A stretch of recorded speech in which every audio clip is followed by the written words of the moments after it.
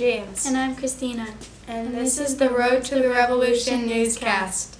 Today we will be telling you about the 13 events that led up to the Revolutionary War. Some of these events are violent and some put taxes on certain goods.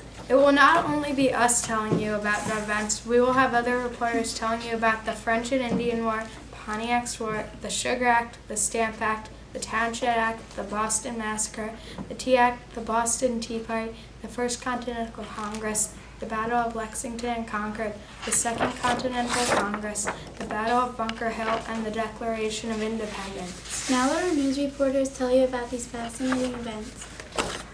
What was the first event, you ask? The first event was the French and Indian War. The French and Indian War began because the French, Indian, and British wanted the Ohio River Valley. Now we will have Road to the Revolution news reporter Nick tell us more about the French and Indian War.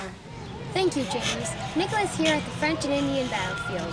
This war was going on within the years 1754 through 1763 and was between the French and American Indian allies versus the British, the colonists, and some American Indian allies. The French needed help, so they asked the Native Americans to help.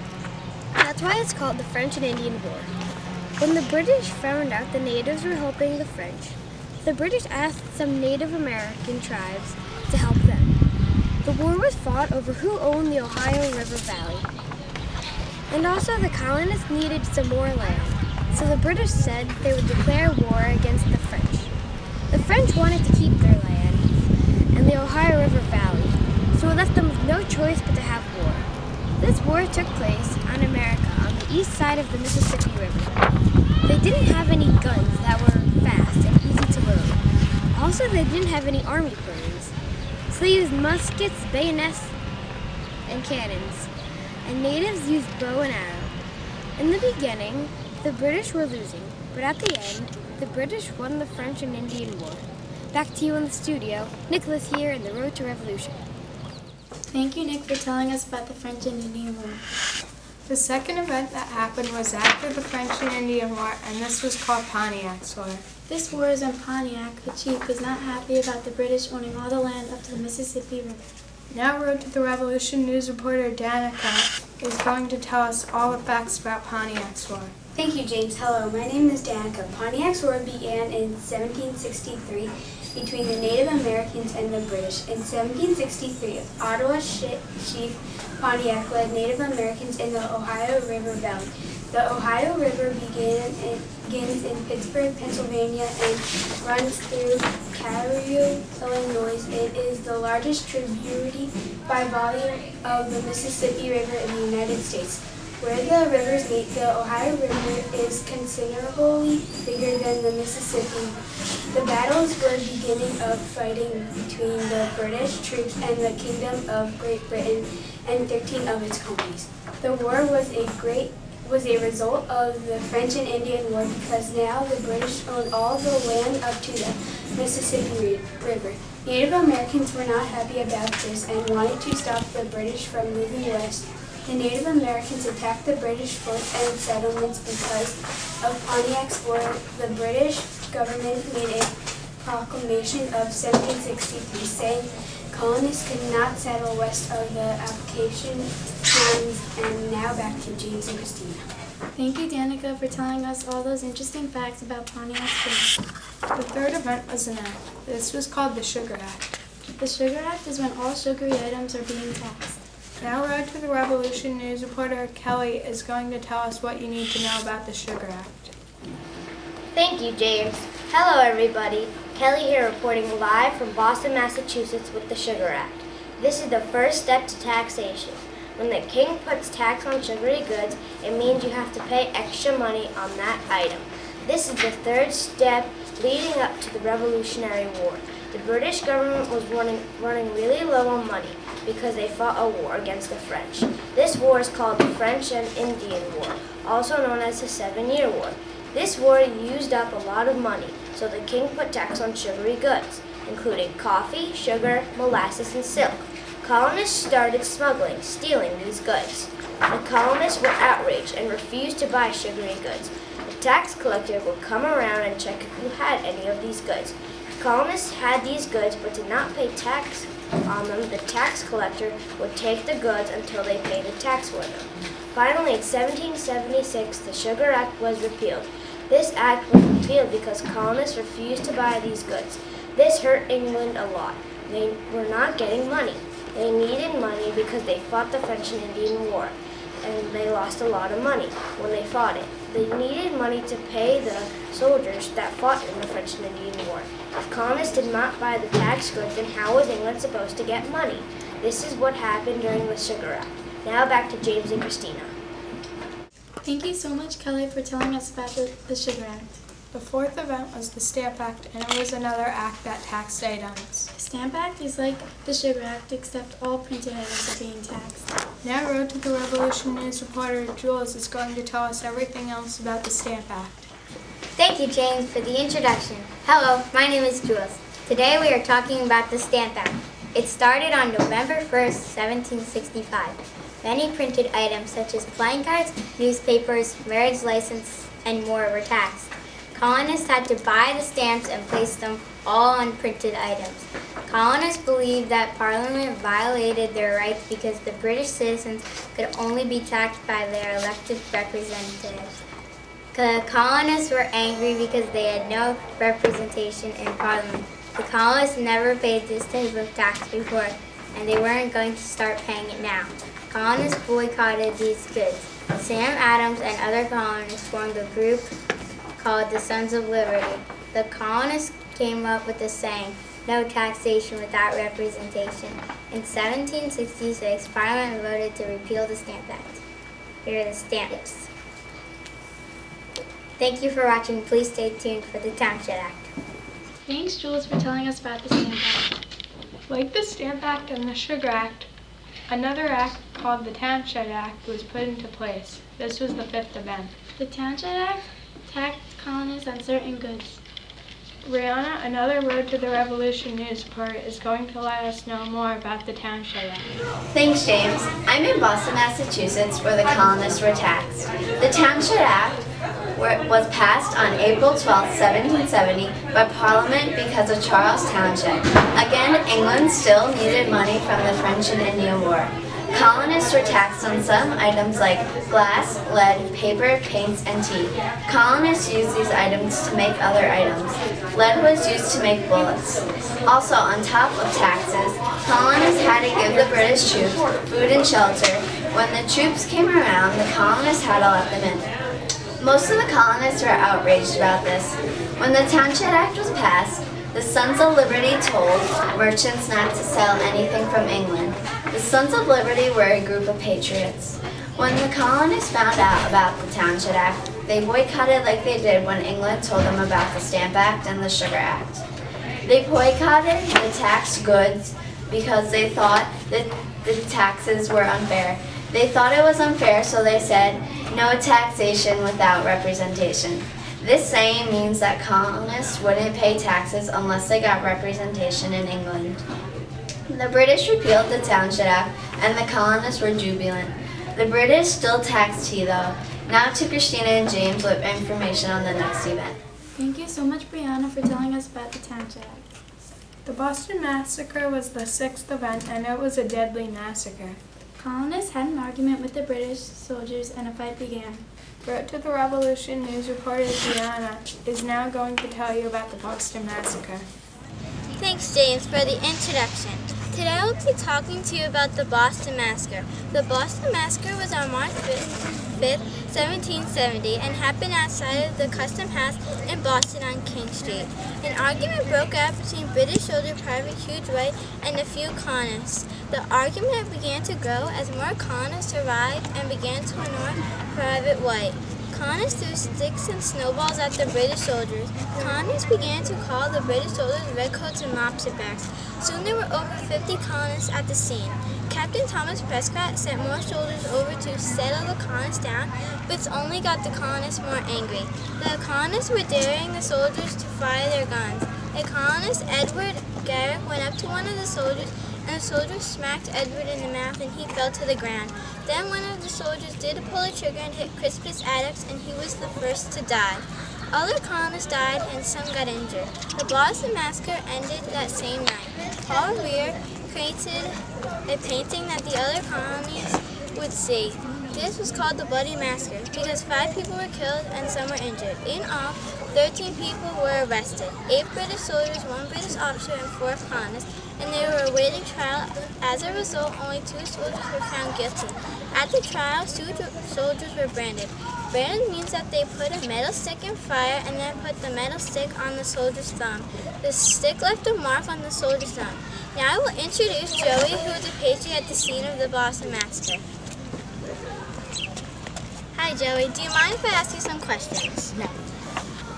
What is a massacre? Great question. A massacre is the killing of a large amount of people. At the scene of the Boston Massacre, who started the fight? From my point of view, it looked like the British soldiers hit someone right in their face. The colonist that got hit in the jaw was bleeding. When the colonists threw the snowballs, sticks, stones, and rocks at the British soldiers, who got hurt? Yes, they did. The rocks, stones, and sticks would cut them up and scrape them, but the snowbirds were harmless. They just got in their eyes and on their red uniforms. Did the colonists yell and scream in their face? Yes, they did yell and scream in their face. The British soldiers yelled back at the colonists, and the colonists were daring them to shoot. Since your answer was yes, do you think that was why the British soldiers shot at the colonists and hit them in the face with the back of their guns? Yes, it very well could have been the reason the British soldiers shot at the colonists and hit them in the face with the back of their shotguns. Also, it could have been the way the colonists were running up to them, the British soldiers, and crowding them. Thanks, Joey. This is Gianna with the Boston Massacre on Road to Revolution. Now back to Christina and James with the next event.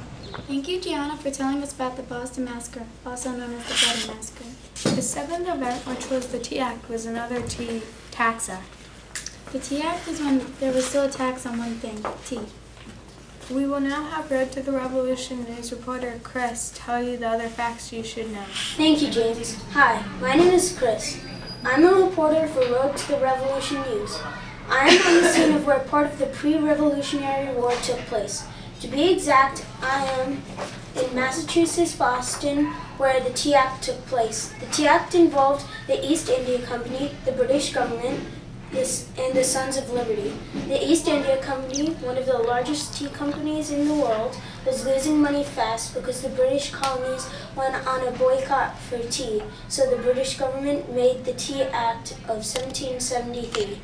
The act said that the East India Company did not have to pay tax to the government when shipping tea overseas, but the colonists still had to pay tax on the tea. The colonists were mad at the British government because they were giving any one company total control of an item. Trouble started in Boston when the first East India Company ship called the Dartmouth docked in the Boston harbor. The Sons of Liberty stood guard outside of the Dartmouth to keep the tea from getting onto the land. But then the governor of Boston came out and told the Sons of Liberty to move out of the way and let the tea come on land. After that, the Sons of Liberty asked the governor to send the ships back to England. After the governor refused to send the ships back, they came up with a well-thought-out and secret plan. This happened in 1773. That is my report on the Tea Act. Now back to James and Christina. Chris, thank you for telling us about the Tea Act. The Boston Tea Party is the 8th event. The Boston Tea Party was when colonists threw tea off a ship called the Dutchman. We will now have Road to Revolution news reporter Grace tell you all the information you need to know.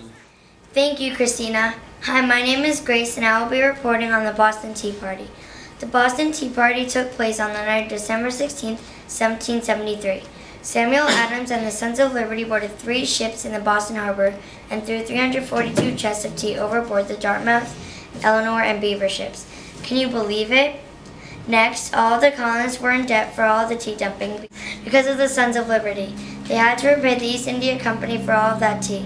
The Sons of Liberty only did this because they didn't want to have to pay taxes. They didn't want to because they didn't have any representation in Parliament. The events leading up to the Boston Tea Party began already 10 years before, which was 1763, when the English won the French and Indian War. Today I will be interviewing a colonist from Massachusetts who saw the whole event happen. Her name is Adriana. I have some questions and hopefully she has some answers. What made you come to the scene of the event? I was in my room and then I heard men shouting things about only ruining the tea. I looked out the window and saw Indians on the ship Dartmouth. They were throwing barrels of tea into the ocean.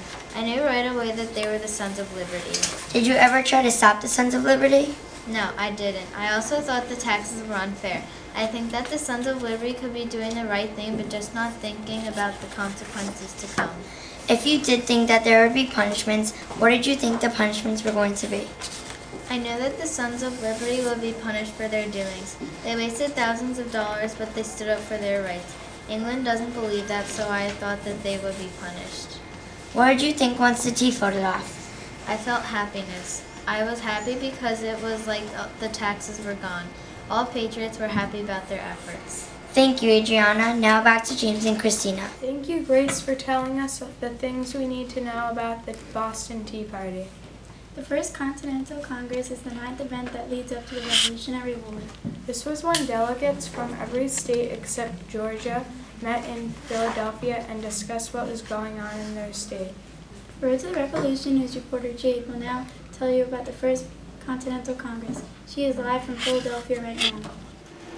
Thank you, Christina. Hello, everybody. I am Jay reporting on the First Continental Congress. Virginia sent a message to each colony asking to send representatives to a meeting in Philadelphia. For more than 7 weeks, they discussed how to support the Patriots in Boston. The meeting was in Philadelphia and it started on September 5th and ended on October 20th, 1774. The First Continental Congress had representatives from 12 colonies. The only colony who did not send a representative was Georgia. These representatives came together to discuss liberty. Virginia thought the representatives from each colony should meet to discuss the events that happened in Boston. They also advised each colony to begin training soldiers. They voted to stop all trade with England until the intolerable acts made people choose whether or not to be patriots or loyalists. Patriots are colonists that were against the British government. Loyalists were loyal to Great Britain. The representatives agreed to meet in spring if conditions had not improved. They met in secret because they didn't want Great Britain to know that they started to be united. That was some information on the First Continental Congress. Now back to James and Christina. Jade, thank you for telling us everything you know about the First Continental Congress. The 10th event leading up to the Revolutionary War is the Battle of Lexington and Concord. These were two battles where the colonists and the British troops each won one of the battles. Colin, a Road to the Revolution news reporter, will now tell us about the Battle of Lexington and Concord. Thank you, Christina and James. This is Colin back with you live. The Battle of Lexington and Concord took place on April 19, 1775 in Massachusetts. This took place with the British and the colonial militia fighting against each other for the first time. A militia are a group of soldiers who only fight in an emergency. The British went to Lexington because they wanted to arrest Samuel Adams and John Hancock. British Commander General Gage sent 700 troops to Lexington and Concord. The captain for the militia is John Parker. By the time the British reached Lexington, John Hancock and Samuel Adams had fled. Either side knows who fired the first shot, but many shots rang out. 8 militia had died. The colonial militia lost the Battle of Lexington. The British went 10 miles off to Concord. The British knew about a secret supply of weapons in Concord and wanted to control them. The British fought with the militia to try and take control of them. The British did everything in its power to try and stop the colonists. For example, the British tried to destroy a bridge so the colonists could not get to the center of town where there was smoke. Colonists won the Battle of Concord. I have an eyewitness named Jamil who was a lone soldier in this battle. Were you scared during this battle? Good question. I was pretty scared because we were outnumbered and they were trained but not us. But the good thing is that we won Concord.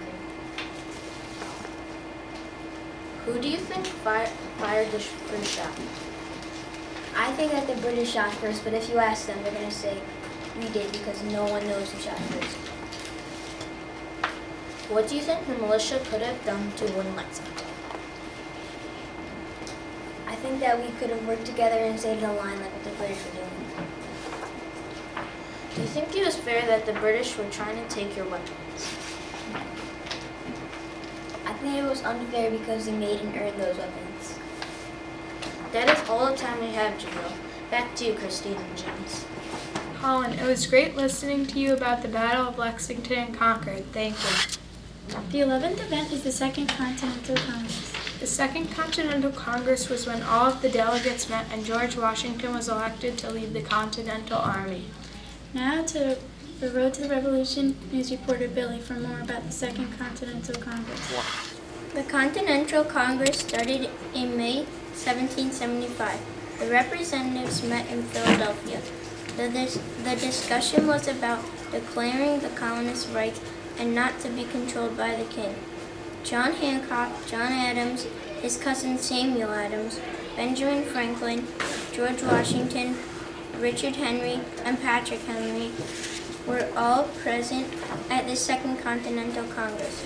George Washington was appointed the new leader of the Continental Army. After June 15, 1775, the colonies would have a regular army with a regular leader. Over 230,000 men were in the Continental Army, even though George Washington never fought with more than 26,000 men. 3 weeks after appointing George Washington commander, the Second Continental Congress sent a letter to the king. The letter was called the Olive Branch Petition. A olive branch is a symbol of peace. In the letter, the representatives were asking the king to repeal the laws that was making trouble with the colonists and British. If he agreed, the colonists would continue living a life as British citizens. However, the king didn't even look at the note. He threw it on the floor and said it didn't mean anything to him. His response was to stop trade with the colonial ships. The king sent 10,000 Hessian soldiers to go to America and fight with the British. The Hessians are a German army. Now the colonists and British were going to war. A pamphlet called Common Sense was appeared in January 1776. Back to you, Christina and James. Thank you for telling us about the Second Continental Congress, Billy. The second to last event is the 12th event, which is the Battle of Bunker Hill. The battle took place near two hills in Charleston, Bunker Hill and Breed's Hill. Now Luke, one of our news reporters here on Road to Revolution, will tell you about the Battle of Bunker Hill. Thanks, Christina. I'm on Breed's Hill in Charleston, Massachusetts, where the Battle of Bunker Hill took place. Even though the battle is known for Bunker Hill, it actually took place on Breed's Hill. General Gage, a British general, had planned to take over the hills of Charleston because of the cannons the colonists had that they used to fire down on the British. On June 17, 1775, Major John Pitcairn led British soldiers across the Charles River. The militia, led by Colonel William Prescott and General Israel Putnam, had limited ammo and were told by Prescott, "Don't shoot until you see the whites of their eyes," because they couldn't risk missing from far away since guns were inaccurate. The colonists pushed back the British 2 times but ran out of ammo. On the 3rd time, the colonists had to retreat. With the loss, the colonists were still happy. The colonists had 400 casualties, men injured or dead, and had to retreat, but the British had over 1,000 casualties. The colonists learned they could win if they worked together. Now back to James and Christina. Luke, thank you for teaching us about the Battle of Bunker Hill. The last but not least event is the Declaration of Independence. This was when our country was founded. Emma will be our last news reporter on the Road to the Revolution newscast tonight. She will be telling you about the Declaration of Independence. Thank you, Christina, and I'm here at the meeting of the Second Continental Congress in Philadelphia, Pennsylvania, in the Independence Hall. So soon after the Battle of Bunker Hill, the Second Continental Congress tried to patch things up between King George III and the colonists. On July 5, 1775, they voted to send him a written request. It was called the Olive Branch Petition. They just wanted peace for King George III. Instead, he called the signers of the Olive Branch Petition rebels. When the Patriots heard this, they forgot about peace and wanted something more. Later, in July 1776, the Founding Fathers wanted independence instead of peace. It was settled. Somehow, they had to tell the king that they were free from his rule and could do whatever they wanted to do. So, the Second Continental Congress made the Declaration of Independence. The Congress made three parts of the Declaration. First is the preamble, which is the intro to King George III, why the Declaration was made. The second part explains how King George violated the colonists' rights. The final part stated that the 13 colonies had independence. The signers varied to 56, but here are some main founding fathers: Ben Franklin, Robert Sherman, John Adams, Roger Livingston, and Thomas Jefferson, who was the main author. It was approved on July 4, 1776. So, Thomas's words of wisdom, the king had enough. So, this started the most famous war of all time. Now, back to you, Miss Stevens. That's it for tonight. Hopefully you learned about the 13 events that led up to the Revolutionary War. Again, this is James. And Christina. And this is all we have for you on the Road to the Revolution News.